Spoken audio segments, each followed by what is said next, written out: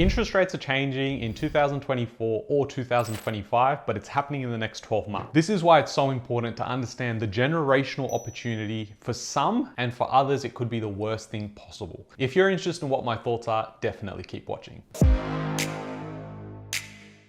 Hey guys, my name's Ravi and welcome back to Personal Finance with Ravi Sharma. If you're new here, smash that subscribe button because I talk about real estate, cryptocurrency, and financial freedom. Now, we've had talks about the RBA coming out and cutting interest rates, and they're not gonna cut because inflation's high. We've all had those chats. Now, I've got a video up here, you should definitely go check it out, where I break down what the RBA is thinking and why the next move is more likely a cut at the end of 2024 than it is in 2025. But as a result of these conversations, the banks have started to change their home loan rates as well as their term deposit rate. Now, when we have interest rates cut, that will affect two things, which is the home loans, and that's what you and I are probably most concerned with. But there are a lot of people that park a lot of cash at the bank for a term deposit.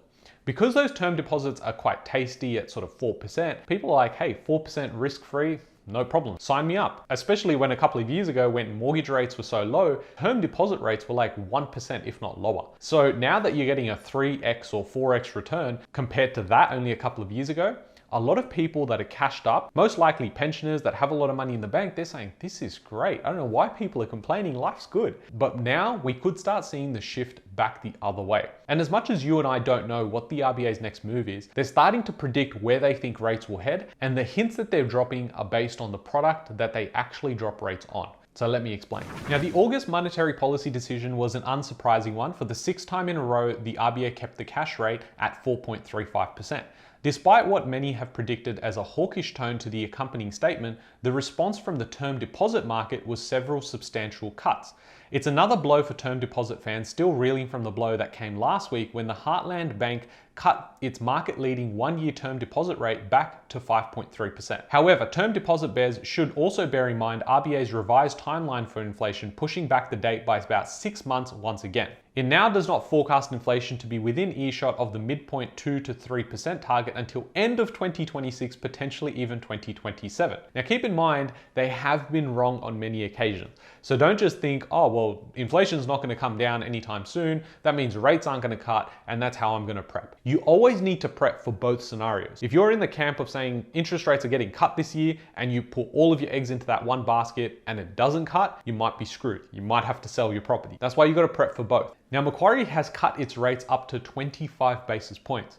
So this is on their term deposit. So 3 months, they've cut by 0.1, 6 months, they've cut by 0.1, 9 months, 1 year, and 2 years have all been cut by 0.25. Now, we've also seen the same at the Bank of Sydney, which cut rates up to 45 basis points. So on 3 months, they've cut it by 45 basis points, and 6 months, which is only available online, has been cut by 0.05%. Now, just to give you an idea as to how confused everyone is, including economists and a lot of these bank analysts as well, you've got the Bank of Queensland cutting their investment rates up to 25 basis points, but you've also got others doing the same thing. So the Bank of Queensland has cut by 0.15 on their 6 months, their 9 months, and their 1 year have gone down by 25 basis points. And you've also got the Great Southern Bank cutting rates up to 15 basis points and ME Bank cutting rates up to 60 basis points. So as you can tell, there's no consistency with how much is getting cut on which time frame. And this is just further emphasized when you start looking at mortgage rates at these banks. You've got banks like Regional Australia Bank that are putting up their rates on mortgages by up to 40 basis points. You've got the same thing happening at G&C Mutual Bank, but then you've got Newcastle Permanent dropping fixed rates by 10 basis points.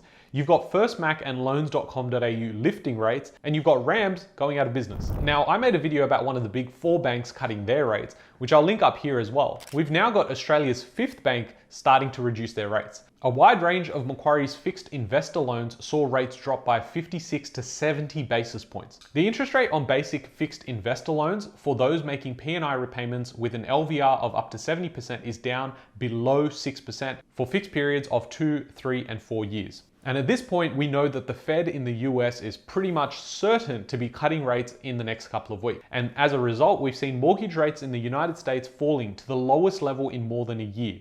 The average rate on a 30-year mortgage, the most popular home loan in the United States, dropped to 6.47% last week, Freddie Mac reported.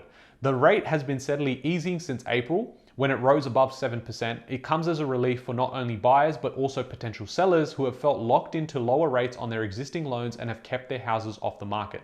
Now, this is really interesting, and I'm going to break it down as to why this makes a lot of sense around what happens with prices next. Now, believe it or not, lower interest rates also means people can start selling their homes. Now, take for example, you've got a property that's been on a fixed rate for a couple of years. You might decide, well, I want to sell this property, but I can't because I'd have to buy something else. And if I let go of my fixed rate that I have, which is really low, I'm going to have to go now purchase a property which requires me to be on a 6% interest rate. Could be 2 to 3 times higher than what my current rate is. And what people do is they just stay put. They don't do anything. And that's why we have transaction volumes going down. Now, on the flip side, let's say you do own property and you decided, okay, I want to purchase more. Well, you can't because interest rates are high. But if you decide to sell and then purchase again, you actually wouldn't be able to pass the bank's servicing rates based on the interest rate today. So you would actually be going backwards in that case. So let's say you go and decide it's important for you to go and trade some of your assets out. Let's say your borrowing was all based on rates of, say, 4%.